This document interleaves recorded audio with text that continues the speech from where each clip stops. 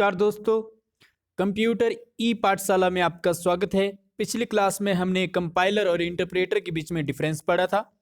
हमने देखा था कि कंपाइलर एक साथ आपका एग्जीक्यूट करता है प्रोग्राम को, जबकि आपका इंटरप्रेटर लाइन बाय लाइन करता है। Compiler C, C plus plus, C sharp, Scala और जावा जैसी लैंग्वेज पे चलता है, जबकि आपका इंटरप्रेटर पाइथन, पीएचपी, पर्ल और रूबी जैसी लैंग्वेज पे चलता है। आइए देखते हैं। A compiler is a program. Compiler किस प्रकार का प्रोग्राम है? Which translate assembly to machine. ये असेंबली लैंग्वेज को मशीन में कन्वर्ट करता है। Translate high level language to machine code. ये आपका हाई लेवल से मशीन कोड में कन्वर्ट करता है। या translate high level language to another high level language. तो दोस्तों, क्योंकि ये कंपाइलर है तो ये आपका हाई लैंग्वेज से कन्वर्ट करेगा ऑब्जेक्ट कोड को, और ऑब्जेक्ट कोड से कन्वर्ट करेगा आपका मशीन कोड, यानी बी ऑप्शन आपका सही हो जाएगा, high language to machine code. जैसा कि आप यहां पर देख सकते हैं, कंपाइलर में हमारा सोर्स कोड होता है और सोर्स कोड से कन्वर्ट करता है ऑब्जेक्ट कोड में, और उसके बाद ये एग्जीक्यूटेबल फाइल बनाता है। एग्जीक्यूटेबल फाइल क्या होती है? जिसको हम कंप्यूटर के ऊपर रन कर सकते हैं, जिसको हम एप्लीकेशन भी कहते हैं। जबकि आपका जो इंटरप्रेटर होता है वो सोर्स कोड से डायरेक्ट ही एग्जीक्यूट करता है और एग्जीक्यूटेबल फाइल बना देता है, यानी यहां पर कोई ऑब्जेक्ट कोड नहीं बनता। User use often dash for access to mainframe और सुपर कंप्यूटर। अगर आपने मेन फ्रेम या सुपर कंप्यूटर को असेस करना है तो उसके लिए हमें किसकी जरूरत पड़ती है? टर्मिनल की पड़ती है, नोड की पड़ती है, डेस्कटॉप की पड़ती है, या हैंडल्ड डिवाइस होता है। तो दोस्तों, क्योंकि ये एक नॉर्मल कंप्यूटर नहीं है, मेन फ्रेम कंप्यूटर है या सुपर कंप्यूटर है, तो इसकी स्पीड बहुत ज़्यादा होती है। तो इसके लिए हमें जो कंप्यूटर या डिवाइस चाहिए उसकी भी स्पीड आपकी बहुत ज़्यादा होनी चाहिए, तभी आपका वो असेस कर सकता है डाटा मेन फ्रेम या सुपर कंप्यूटर से। तो दोस्तों, ऐसे डिवाइस का नाम होता है टर्मिनल, जो कि सुपर कंप्यूटर और मेन फ्रेम से डाटा को असेस करता है। यहाँ पर आप देख सकते हैं, राइट हैंड साइड पे हमारा टर्मिनल है, जो कि हाईली स्टोरेज होती है, जिसकी स्पीड ज़्यादा होती है, प्रोसेसिंग स्पीड ज़्यादा रहती है। और लेफ्ट हैंड साइड में हमारा मेन फ्रेम कंप्यूटर है, जिससे ये कनेक्शन बनाता है। Which of the following is small single site network. एक छोटी सी साइट के ऊपर कौन सा नेटवर्क चलता है? लैन, डीएसएल, रैम या यूएसबी। तो दोस्तों, यूएसबी किसी प्रकार के नेटवर्क में नहीं लिया जाता हमारा। तो इसमें जो हमारे पास ऑप्शन आएगी, जो हम मेनली जो डिवाइड करते हैं नेटवर्क को लैन, वैन, मैन के ऊपर डिवाइड करते हैं, तो उस हिसाब से हमने आंसर लगाना है। तो उस हिसाब से जो आपका आंसर होगा वो होगा लैन, यानी local area network. Within organisation या ऑफिस के अंदर जो आपका नेटवर्क होता है, या जिसमें जो कि आपके कंप्यूटर कनेक्ट होते हैं या प्रिंटर कनेक्ट होते हैं, वो किस के कनेक्शन के थ्रू होते हैं या किस नेटवर्क के थ्रू जुड़े होते हैं? लोकल एरिया नेटवर्क से। और वहाँ पे जो डिवाइस जो कि आप लेफ्ट हैंड साइड के ऊपर देख सकते हैं, या तो स्विच रहता है या राउटर रहता है, जहाँ पर आप कंप्यूटर की नोड्स को कनेक्ट करते हैं। Network topology in which there are bidirectional link. एक ऐसी टोपोलॉजी है नेटवर्क की जिसमें कि आपके लिंक्स बाय डायरेक्शनल होते हैं। ये कौन सी है? रिंग है, स्टार है, ट्री है या मैश है। तो दोस्तों, जिसमें लिंक्स सबसे ज़्यादा होते हैं या बाय डायरेक्शनल होते हैं, वो है आपकी मैश टेक्नोलॉजी या मैश टोपोलॉजी। आइए देखते हैं। यहाँ पर आप देख सकते हैं बस topology, star topology, tree topology और मैश टोपोलॉजी और रिंग टोपोलॉजी। रिंग टोपोलॉजी में आपका जो डाटा है एक डायरेक्शन में मूव करता है, यानी इसको यूनिडायरेक्शन कहा जाता है, या मैसेज आपका एक डायरेक्शन में जाएगा। जबकि आपका मैश में है, इसमें आपके जैसे देख सकते हैं नेटवर्क आपके मल्टीपल कनेक्ट होते हैं, यानी एक पीसी दूसरे पीसी से 2 या 3 बार या 3 केबल से कनेक्ट होगा। अगर एक केबल से उसका कनेक्शन कट हो जाता है और दूसरे केबल से उसका कंप्यूटर के साथ कनेक्शन बना रहेगा, इसको हम बायडायरेक्शनल भी कहते हैं। और इसमें आपका सबसे ज़्यादा वायर्स लगती हैं, ये आपने याद रखना है। Website main page is known as, ये आप बहुत ही फेमस क्वेश्चन है, आप भी जानते हैं वेबसाइट का पहला पेज होम पेज होता है। FTP स्टैंड फॉर, FTP क्या होता है? File transfer protocol, file transfer procedure, या फाइल ट्रांसफर प्रीमियम, या नन ऑफ दिस। तो दोस्तों फाइल ट्रांसफर प्रोटोकॉल जिससे कि हम एक फाइल सेंड करते हैं उसको कहा जाता है फाइल ट्रांसफर प्रोटोकॉल। जब भी आप एक सर्वर से मैसेज सेंड करते हैं या फाइल सेंड करते हैं क्लाइंट को, या क्लाइंट से कोई सेंड अपलोड करते हैं सर्वर को, तो उसको क्या कहा जाता है? वो किस कॉल के थ्रू या रूल के थ्रू होगा? File transfer protocol. यानी जब भी आप एक फाइल के साथ डील कर रहे हैं, चाहे वो सर्वर से आप इसको डाउनलोड कर रहे हैं या अपलोड कर रहे हैं, तो उसके पीछे जो प्रोटोकॉल काम करती है वो कौन सी होती है? File transfer protocol. The process of computer receiving information from server on internet is, internet के ऊपर रिसीव कर रहे हैं आप इंफॉर्मेशन को सर्वर से, उसको क्या कहते हैं? क्योंकि ये एक्टिविटीज आप डेली करते हैं, यानी आप डाउनलोड भी करते हैं, अपलोड भी करते हैं, पर यहाँ पर स्टूडेंट्स क्या करते हैं? जल्दबाजी में इसका आंसर गलत लगा देते हैं। क्वेश्चन को ध्यान से पढ़ना है। Computer receiving information, computer receive कर रहा है सर्वर से, अगर सर्वर से कर रहा है तो क्या हो जाएगा? डाउनलोड हो जाएगा। यहां पर आप देख सकते हैं जब आप क्लाइंट से सर्वर को डाटा सेंड कर रहे हैं तो वो आपका आएगा अपलोड। जैसे यहां पर कोई इमेज हम अपलोड कर रहे हैं, और इन केस जैसे हम कोई एंटीवायरस डाउनलोड कर रहे हैं या कोई फाइल डाउनलोड कर रहे हैं तो वो आपका आएगा डाउनलोड में। What is a modem connected to? Very very important question. Modem किसके थ्रू कनेक्ट होता है? पीसी के थ्रू, मदरबोर्ड के थ्रू, लैन कार्ड के थ्रू, या फोन लाइन के थ्रू। तो दोस्तों मदरबोर्ड के साथ तो कनेक्ट होगा ही होगा, लेकिन यहाँ पर इसका क्वेश्चन पूछने का नज़रिया क्या है या पॉइंट क्या है कि मॉडम किसके थ्रू कनेक्ट आपका पहुँचता है आपके घर में? तो ये पहुँचता है फोन लाइन के थ्रू, तो फोन लाइन आपका सही हो जाएगा। यहाँ पर आप देख सकते हैं जो कि आपकी एक्सचेंज है उसमें, उससे आपका टेलीफोन नंबर कनेक्ट होता है, तो आपका यहाँ से आपका जो वायर जाती है वो होती है RJ11। RJ11 के बाद ये कनेक्ट होता है आपके मॉडम के साथ, और मॉडम से आपका इसका कनेक्शन होता है RJ45 केबल के साथ, और इसके साथ ही आपका ये पीसी के साथ कनेक्ट हो जाता है। तो ये पूरा प्रोसीजर है कि एक आपकी RJ11 वायर यूज़ होती है या कनेक्टर यूज़ होता है जो कि आपका एक्सचेंज से जोड़ता है आपके मॉडम को, और मॉडम से अगर आपके पीसी को कनेक्ट करना है तो वहाँ पे जो केबल यूज़ की जाती है, ये जो कनेक्टर यूज़ किया जाता है वो होता है आपका RJ45। एग्जाम में पूछा जाता है टेलीफोन के लिए कौन सा कनेक्टर यूज़ होता है? RJ11 होता है। और मॉडम या इंटरनेट के लिए कौन सा होता है? वो आपका RJ45 होता है। Very very important question. यहाँ पर आप देख सकते हैं इसके बाद जो हमारे पीसी में जो कनेक्ट होगा आपका वो होगा इथरनेट पोर्ट, जो कि हमने यहाँ पर बताया है। यहाँ पर आप कनेक्ट करेंगे इसको केबल को, जो कि केबल रहेगी आपकी RJ45। Which is a graphical representation of an application. कौन एक ग्राफिकल रिप्रेजेंटेशन होती है? तो आपको अच्छी तरीके से पता है कि ग्राफिकल क्या होते हैं। डेस्कटॉप के ऊपर आपके आइकन होते हैं, जैसा कि देख सकते हैं आप। Which software application would be the most appropriate for performing numerical and statistical calculation? अगर आपने स्टैटिकल कैलकुलेशन करनी है या न्यूमेरिकल करनी है तो किसका यूज़ करेंगे? डाटाबेस का करेंगे, डॉक्यूमेंट प्रोसेसर का करेंगे, स्प्रेडशीट का करेंगे, या कोरल ड्रॉ का करेंगे। कोरल ड्रॉ से आपको पता लग रहा है कि कोई इमेज से रिलेटेड है, यानी यहाँ पे कोई इमेज ड्रॉ हो रही है, तो वो तो उससे हमारी कोई कैलकुलेशन नहीं हो रही है।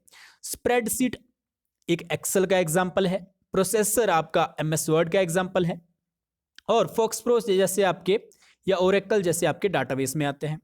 तो दोस्तों क्योंकि आप एक न्यूमेरिकल के ऊपर काम कर रहे हैं और स्टैटिकल डाटा क्रिएट कर रहे हैं तो ये किसका काम है, ये होता है आपका टेबल के अंदर यानी रो और कॉलम के अंदर। और रो और कॉलम किस में होती है, स्प्रेडशीट में होती है। यहाँ पर आप देख सकते हैं इस टाइप का डाटा जहाँ पे हम अपनी एवरेज निकालते हैं टेबल की, या क्यूमुलेटिव रिकॉर्ड निकालते हैं जो कि आपने पढ़ा होगा, इसको स्टैटिक्स कहा जाता है। जहाँ पे आप मीन मीडियन मोड वगैरह निकालते हैं, ये क्या आता है, स्टैटिक्स में आता है। तो इसको किस में कैलकुलेट करते हैं, रो एंड कॉलम में करते हैं। रो एंड कॉलम किस में होती है, स्प्रेडशीट में होती है।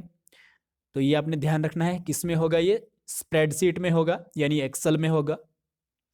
इन order to create column data in MS Word you need, अगर आपने क्रिएट करना है कॉलम डाटा यानी कॉलम क्रिएट करने हैं MS वर्ड में, तो क्या करेंगे आप, tab consecutively until cursor reach the Dzire place, तब तक आप टैब दबाते रहेंगे जबकि आपका कर्सर पहुंच नहीं जाए डिजायर प्लेस के ऊपर।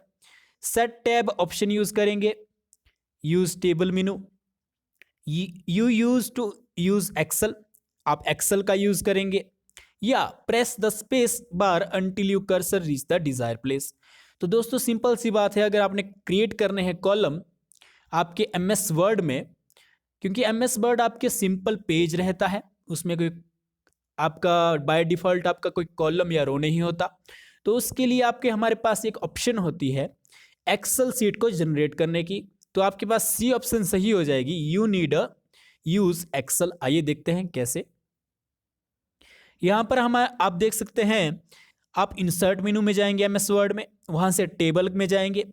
टेबल के पास हमारे पास दो ऑप्शन आती है, इंसर्ट टेबल की या ड्रॉ टेबल की या कन्वर्ट टेक्स्ट टू टेबल की। और उसके बाद ऑप्शन आती है जिसको हमने हाईलाइट किया है, एक्सेल स्प्रेडशीट की।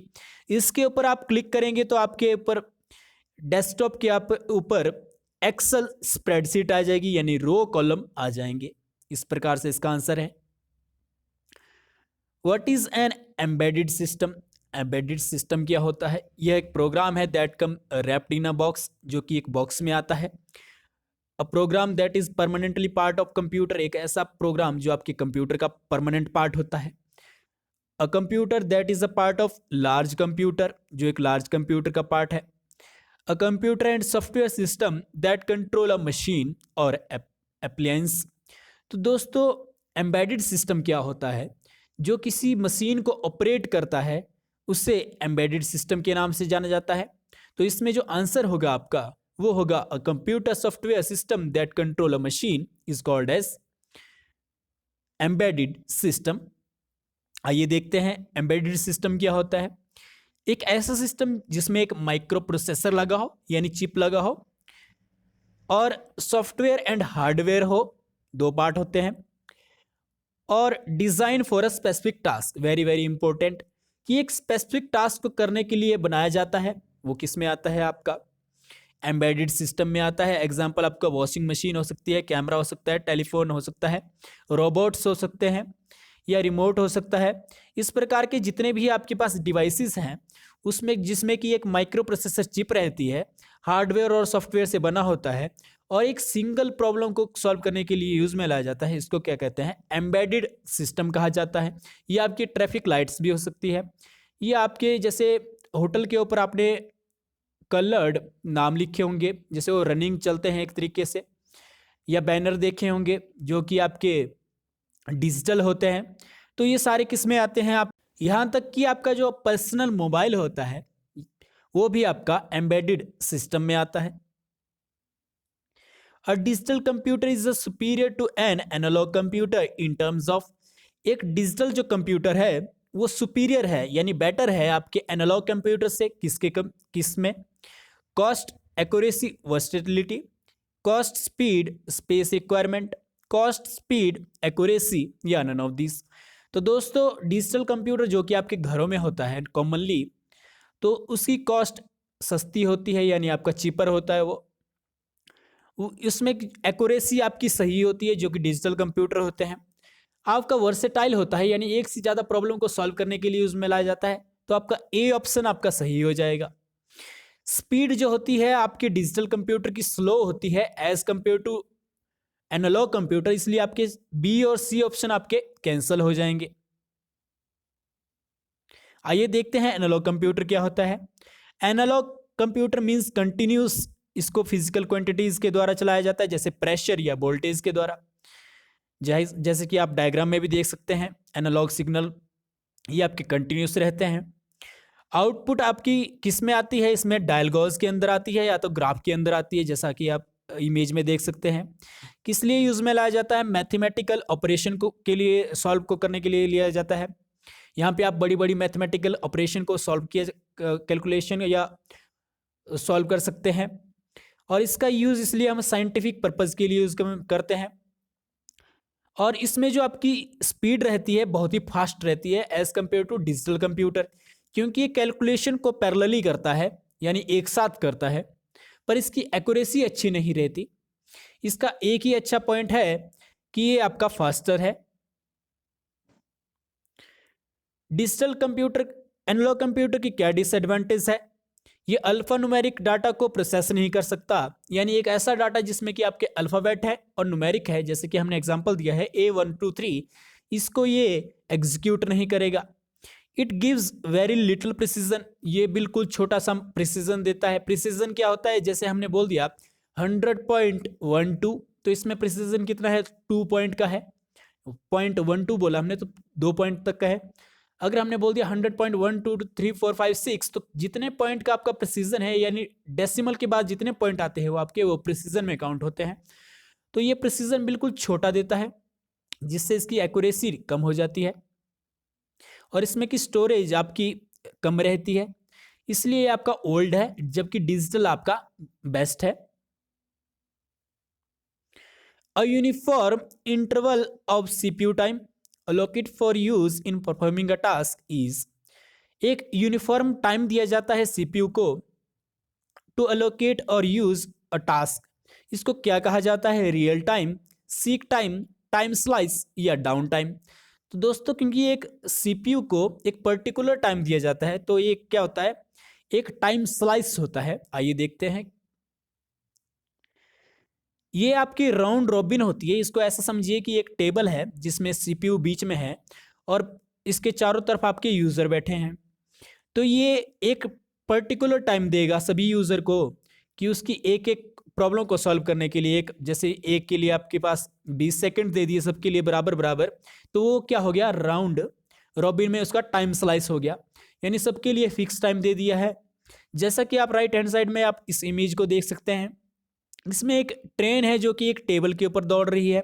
तो इसमें जब भी आपके पर्सन खाना खाने के लिए बैठेंगे तो ये एक इक्वल टाइम, जैसे आप सपोज करो कि 20 सेकंड एक पर्सन के पास जा रही है, तो उसको 20 सेकंड ही प्रोसेस करेगी खाना, तो उसके बाद वो आगे नेक्स्ट पर्सन के पास आ जाएगी। तो ऐसे ही एक फिक्स टाइम दिया जाता है एक फिक्स जॉब के लिए, वो किस में आता है, टाइम स्लाइस में आता है। और ये कंटिन्यू आपकी ट्रेन यानी सीपीयू आपका मूव करता रहेगा और थोड़ा थोड़ा आपका, जब तक कि आपकी जॉब, सभी की जॉब कंप्लीट नहीं हो जाती, काम कंप्लीट नहीं हो जाता, तब तक आपका सीपीयू रन करता रहता है। वैसे ही आप इस ट्रेन में देख सकते हैं, जब तक ये खाली नहीं हो जाती तब तक ये रन करती रहेगी। ये होता है आपका टाइम स्लाइस राउंड रॉबिन में। इसको आप ऐसे भी प्रैक्टिकली समझ सकते हैं, जैसे हमने यहाँ पर कैलकुलेटर और वीएलसी मीडिया प्लेयर या कैलेंडर ये ऐसी चीज़ें अलग अलग ओपन की है, तो हर एक के लिए ये आपका सीपीयू टाइम देगा कि 20% इसके लिए, 20% इसके लिए, 20% इसके लिए, 20% इसके लिए। ये आपका सेकंड में भी हो सकता है या मिनट में भी हो सकता है। तो इसको क्या कहा जाता है, टाइम स्लाइस कहा जाता है, यानी एक जॉब के लिए कुछ पर्टिकुलर टाइम दिया गया है, उसके बाद दूसरी जॉब प्रोसेस होगी। आज का लास्ट क्वेश्चन देख लेते हैं। A micro processor chip used in a PC system perform arithmetic logical function. Only chip found in the most PC model. Almost always operate by bit of data at a time. Perform the primary storage function. तो दोस्तों जो micro processor chip होती है आपकी PC में, वो आपकी arithmetic और लॉजिकल फंक्शन करती है। आइए देखते हैं। इस प्रकार की चिप रहती है, यानी चिप का मतलब है कि सीपीयू, सीपीयू का मतलब है प्रोसेसर, या प्रोसेसर का मतलब है माइक्रो प्रोसेसर चिप, जैसा कि आप इमेज में देख भी सकते हैं। छोटी सी चिप रहती है जिसमें कि आपके सर्किट्स रहते हैं। ये क्या काम करती है, मेनली 3 फंक्शन करती है। इसमें 3 पार्ट होते हैं, ALU, CU, MU। ALU आपका क्या करता है, अर्थमेटिकल और लॉजिकल ऑपरेशन करता है, यानी प्लस, एडिशन, सब्ट्रैक्शन और मल्टीप्लिकेशन, डिवीजन करेगा। CU आपका क्या करेगा, कंट्रोल का पूरा काम करता है कि किसको क्या कंट्रोल करना है, यानी मैनेजमेंट का काम आपका CU का होगा, और स्टोर का काम आपका मेमोरी का रहता है। तो 3 काम इसमें रहते हैं आपके मेनली, CU प्रोसेसर या माइक्रो प्रोसेसर के, ALU, CU और MU। दोस्तों आज के लिए सेशन को इतना ही रहने देते हैं, कल दोबारा इसी समय के ऊपर मिलेंगे। वीडियो अगर आपको अच्छी लग रही है, सेशन अगर आपको अच्छा लग रही है, वीडियो को लाइक कीजिए, चैनल। इसी के साथ दोस्तों, जय हिंद, जय भारत।